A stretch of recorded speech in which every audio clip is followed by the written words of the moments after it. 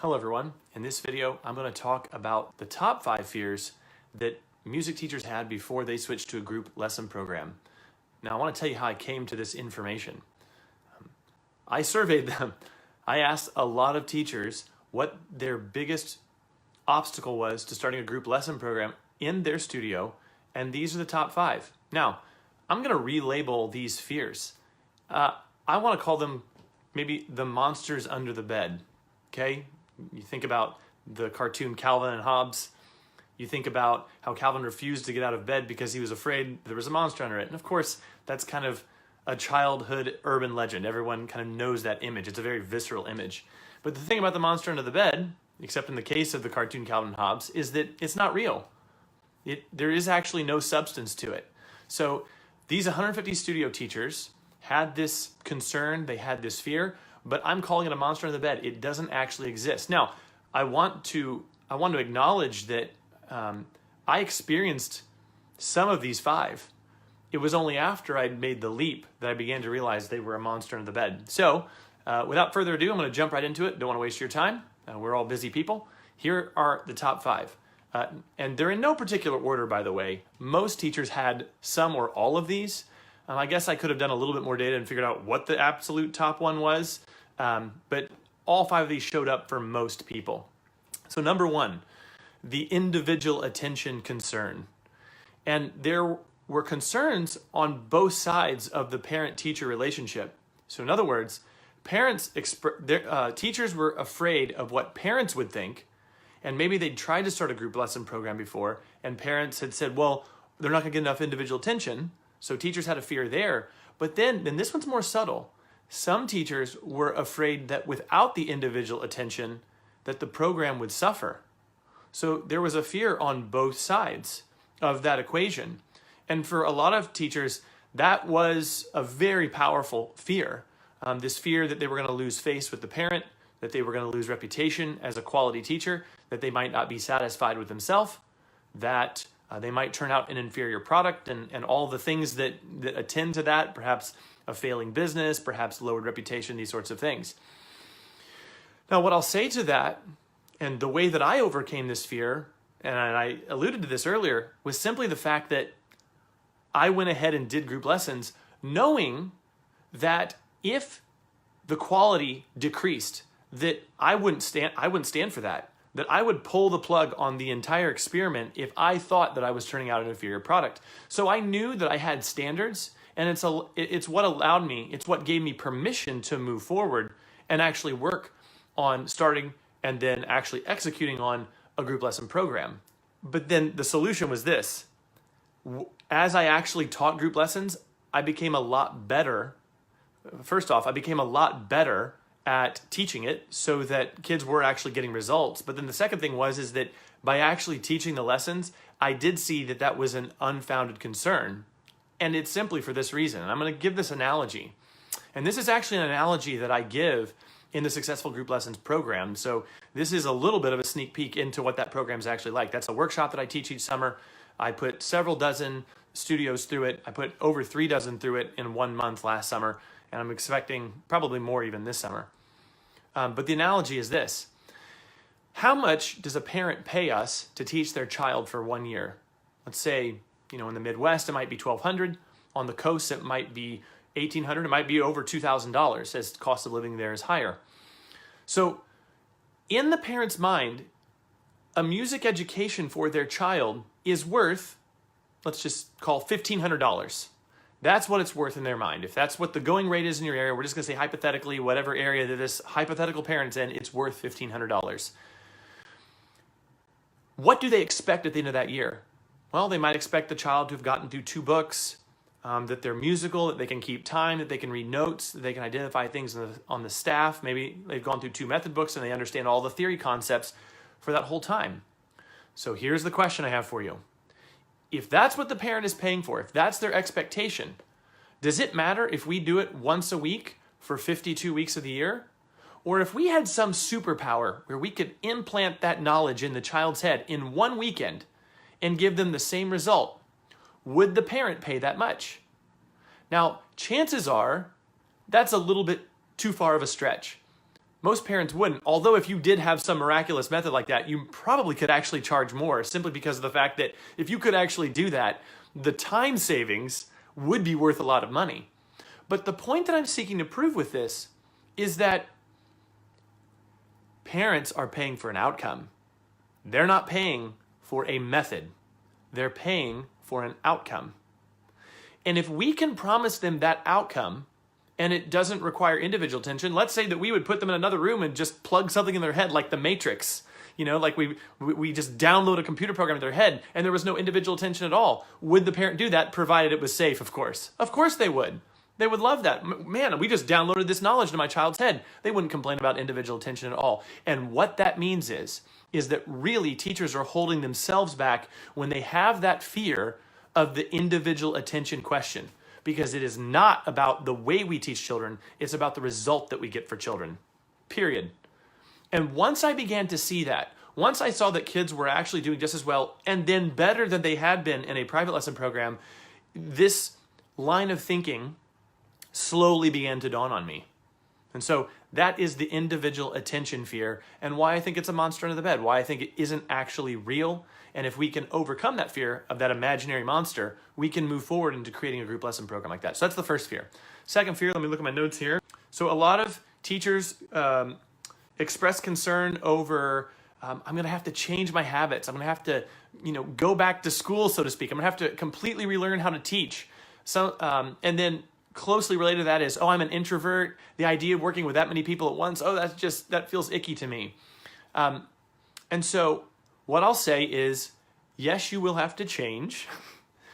The reason it's a monster under the bed, the reason why that fear perhaps isn't unfounded, but is perhaps overblown, is that to even teach to begin with, you had to face that fear. I remember in my first year of teaching, working with one child often caused me anxiety. I didn't even want to go to the house, because at the time I was doing a lot of traveling lessons. I didn't even want to go to people's houses, have to talk to the parent. I didn't even want to have to go to that child. I didn't want to have to spend that time in there. I was very down on myself. I didn't think I was getting a very good result for kids, because of course when we're in our first year of teaching, we're not nearly as good as we are 3 years later, 5 years later, 10 years later, 15 years later. And so what's the alternative? Whenever you do something new, you're going to have to overcome that anxiety and being in the position of the learner. So I have two motivational thoughts for you. One, by putting yourself in the position of a learner, once again, you are closely identifying with your student. You're actually entering the world of the student once again, and that's good for you to remember what that feels like. That's the first thing. And then the second thing is, are the results worth it to you? Would you like to make 6 figures a year teaching piano? Would you like to have more time with those children? Would you like to get a better result? Would you like to be able to prep kids for a testing program in a comfortable environment for those kids?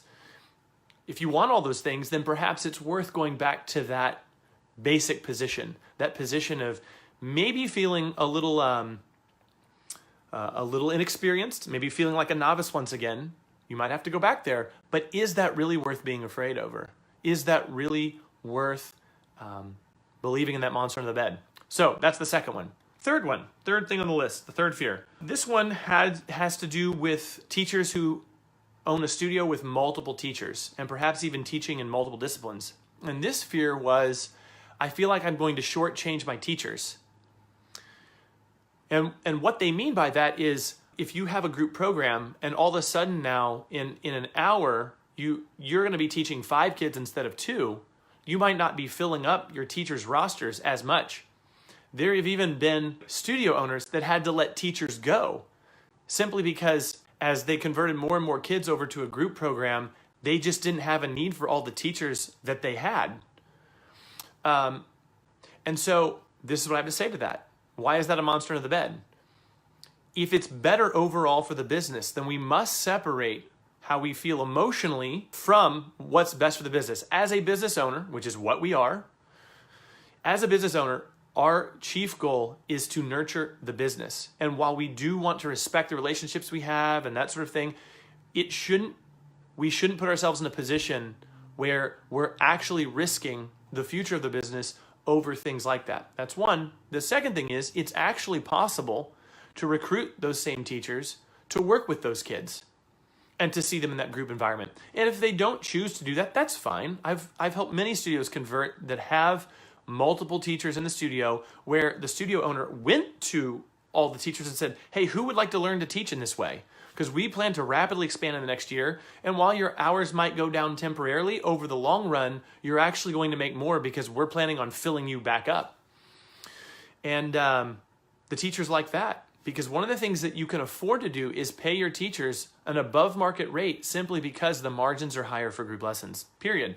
And so in the long run, it's a monster in the bed because you can actually pay your staff more and have a more positive impact on their life than had you stuck with the same old that everyone else is doing and what you've been doing for a long, long time. So that's the third fear. Okay, going to move to the fourth one. I'm going to briefly recap the first three. First one was the individual attention question. The second one was kind of a fear over changing habits or fear that they would hate it. Third one was feeling as if they're going to shortchange the teachers. Fourth, many teachers are afraid that it's going to be a messy conversion process or they have money concerns. So in other words, I'm afraid that parents are just going to flat out say no. I'm afraid that we're going to lose a bunch of students over this conversion and people won't agree to this, and the tuition that the studio is bringing in is actually going to go down. What I will say is that if you convert right, that won't be an issue. Now, this is where it gets a little more complicated because I basically did everything in the book wrong when I tried to convert. And the ebook that I wrote, How to Fill a Group Lesson Program, in that ebook, I talk about how when I converted, only 8% of my studio converted because I did it 100% wrong. Everything that I should have done, I did not do. And everything that I did do, I should not have done. I sought consensus, like all these things. And if you want to read more about that story and learn the do's and don'ts, you should definitely download that ebook. I'm going to attach that to the text of this post after this video is done. So you'll be able to click on that and go there and download that for free. The ebook's for free. Anyway, what I will say, the reason it's a monster in the bed is if you approach it correctly, and it can be done, then parents will go on board with it, will get on board with it, they'll go along with you, and could actually be happier than they were before. So I think a lot of times when we fall victim to fear, we don't think about the positive alternative that could happen if we actually take the action.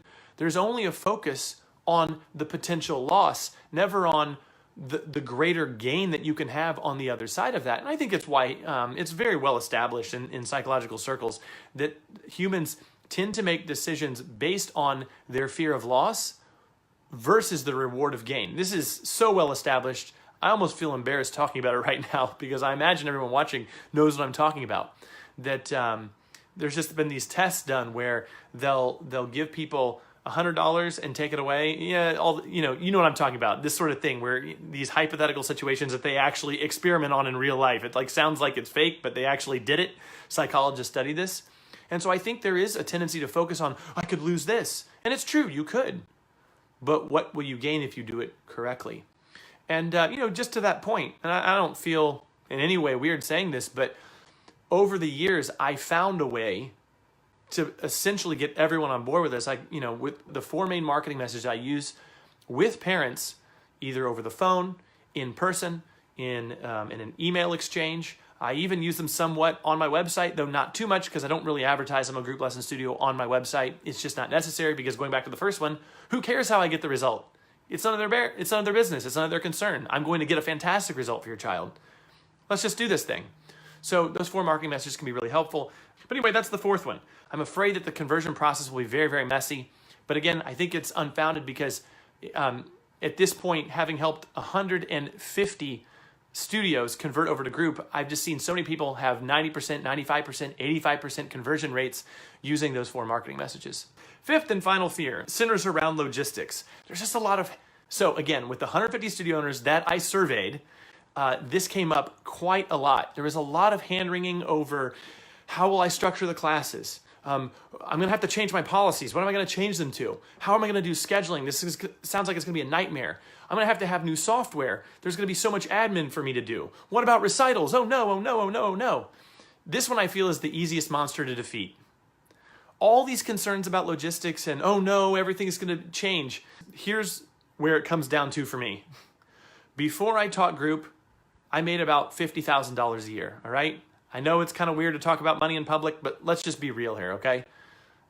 After I taught group, and when I really filled that program up to the hour capacity I felt good at, I was making over 6 figures. I think that's worth having to rewrite my policies over. I think that's worth having to maybe rethink how I do recitals and maybe do 2 in one Saturday instead of 1. One of my really close friends who has a much larger studio than me, he does 9 recitals in like 2 weekends. Insane. I don't desire to have a studio that big. He does. He's got staff. He's taught them how to do group, like I was talking in the second point. Is it worth it to me to make $50,000, $60,000, $70,000 more than I was before if I have to learn some software that makes billing easier? Of course it is. I defeated all these little monsters, and I help other people defeat those monsters simply by pointing out what they stand to gain if they switch over to a program like that. Now, is it all about money? Of course not. Of course not. I shared, I think last week, maybe it was last Thursday, about how I just realized when I was newly married that I wasn't going to be able to support a family. And that was one of the reasons, necessity was a reason I switched over to group. But like I said, I would have switched back if I felt the quality suffered. And what I actually realized when I got there is that it afforded me a lot more opportunities. There was a lot more to gain than what I was losing by turning my back on one-to-one lessons with beginners. And this is really the other analogy I use, is that would you hire a soccer coach, a private soccer coach, for a kid who is just beginning? Especially in this culture where every kid is overscheduled. And it isn't like when I was a kid, where you picked one thing and you did it, and you actually spent a long time getting really, really good at it, and parents were really good about putting kids at the piano, and there wasn't this inmates running the asylum type attitude of parenting that we have now, where the kids are dictating things to the parents. It was just different when I was a kid. I'm not that old either. It's different now, and I think it's time for our methods to change to honor the level of commitment that people are coming in at. And then when kids actually show greater levels of commitment as they get in there, then you can make the choice. Sure, pop them out to one-on-one lessons if this child's practicing an hour a day at home. But if they're not, then maybe group lessons was the thing they needed. And that social environment, that greater support they have, can be really, really good for them. And that's what I've seen. And it's why kids stay in my studio forever. Anyway, I hope this has been helpful. Download the ebook, or you could PM me, or you can email me if you'd like. But anyway, thanks so much for watching. I really appreciate your attention. Leave any questions, comments, pushback, hate mail, leave it below. I'm going to answer all of it. I love talking with you. And if you have a question that you'd like me to answer on video, ask that down below, because I'm getting a lot of good ideas from you. Talk to you soon. Bye.